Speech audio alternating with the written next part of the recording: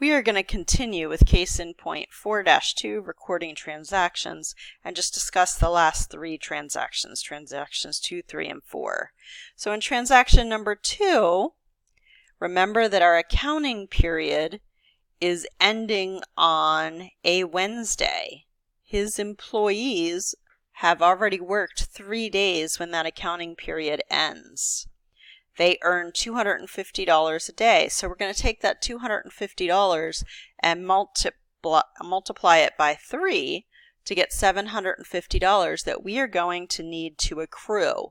This is an accrued expense that hasn't been recorded in the books. It needs to be recorded at the end of the period to make sure the books are correct. To record an expense, we use the expense account, wages expense, and an amount that we're going to pay in the future, we would use a payable account, which is also a liability account.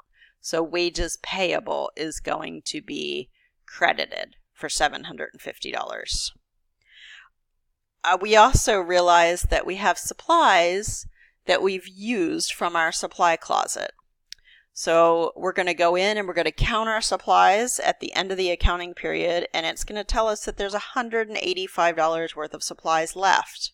However, we had $500 initially in that supply account. So we need to make an adjusting journal entry for the difference.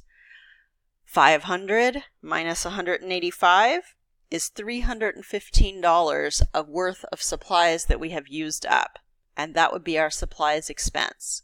So we're going to debit our supplies expense, which is an expense account. We increase it with a debit, and we're going to reduce that supplies account, which was an asset. We decrease it with a credit.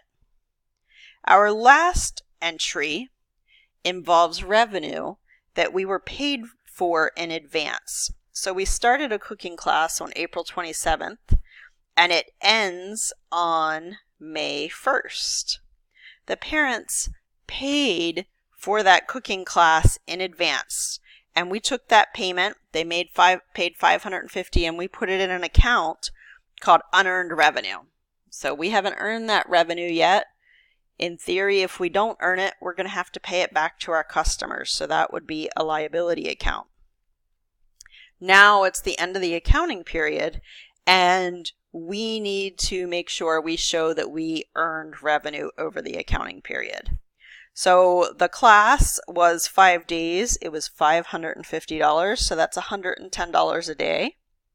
We've earned 4 days worth of revenue. So 110 times 4 is $440.